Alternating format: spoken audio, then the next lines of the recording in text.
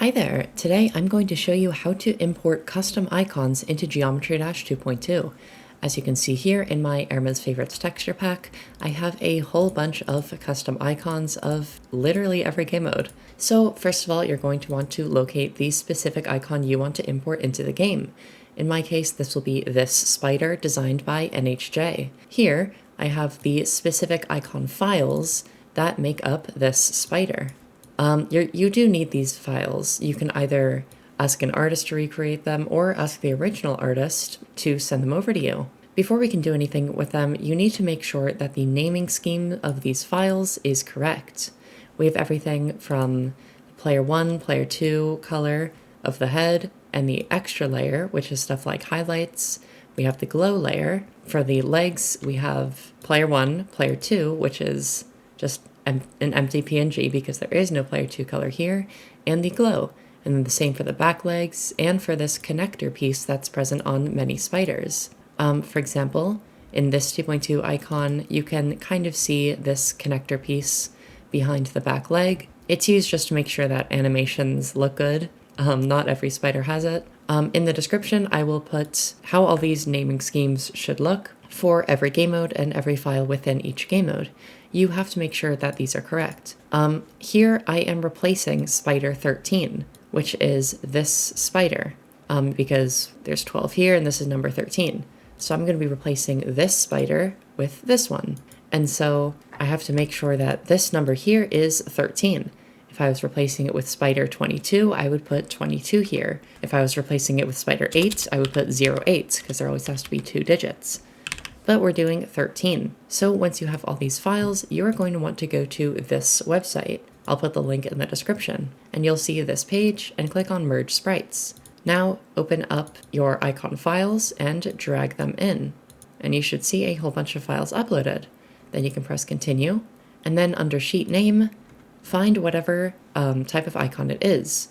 Player is regular cubes, player ball is balls, bird is UFO, dart is wave, and all the others are pretty obvious. So this is a spider, so I'll put spider. Replace 00 with whatever the number is. For example, if it was 3, you would put 03, but I'm doing 13, so I'll put 13. And also, this is important because we're importing to 2.2 files. In front of the sheet name, put icons /. Do this every time, or else it'll be much harder to make it work. Everything else keep the same, unless you are specifically making a low or medium detail icon, in which case you select one of these respectively. But for the most part, we're going to be using high detail. Then press Create Sprite Sheet and download both of these files. Now we will have those icons right here. For the names of the files, delete the icons underscore in front of it. We don't need that, and it'll mess things up. And you can see, if you open up this PNG, you will have every file here. And the plist file is essentially telling the game where in this mini sprite sheet each file can be found. And so everything should be here. Now, you're going to want to take these two files and drag them into your resources folder, which can be found in the path shown here. It might be different on Mac, but either way, you can find it by opening up Steam, right-clicking on Geometry Dash, going to Properties, going to Installed Files, and click on Browse. And that'll open up your resources folder, your Geometry Dash folder. Then you can find resources and icons. You're going to want to drag these two files into the icons folder and replace them. It might be better to back up this folder beforehand. Then you can go back into the game, go to Settings, Graphics, and refresh the textures by setting the texture quality to low, then set it back to high. When you go and see the icon, it might look a little messed up. Like, this is not what we're looking for here. And this is because we need to mess with these sprite offsets. So if we go into one of those files we imported, spider13uhd.plist, open up that. And now essentially we need to do some trial and error, kind of move around these individual sprites to make sure everything looks correct. The first thing I usually do is look at the extra layer, which you can see is this highlight, and nudge that into place. That extra file is here.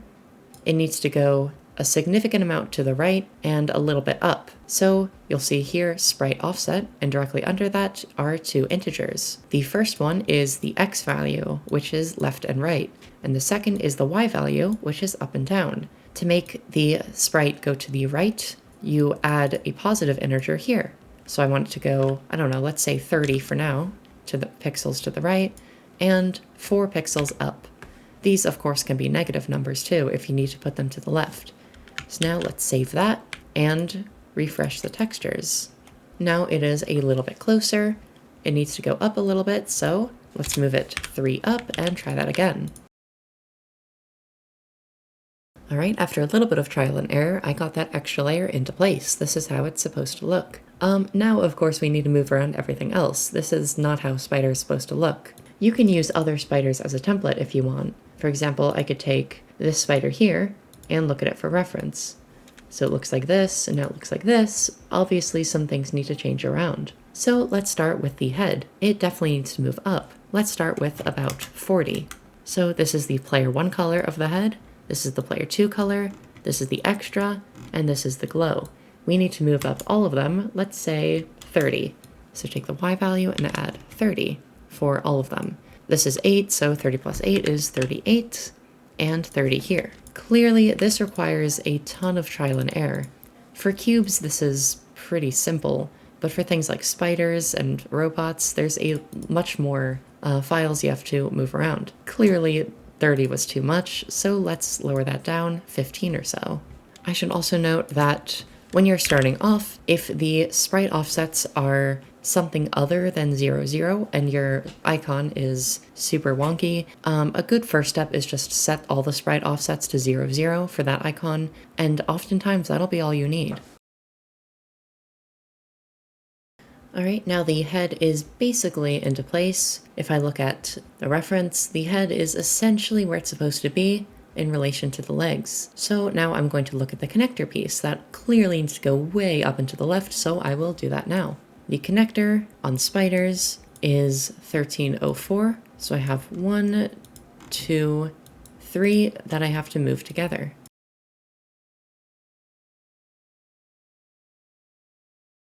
Alright, at this point the connector is pretty much there, but now I'm noticing that this back leg definitely needs to be nudged a little bit to the left and up. And yes, this is a lot of just manual work, but spiders are the worst ones. Cubes and balls and UFOs, they're a lot better.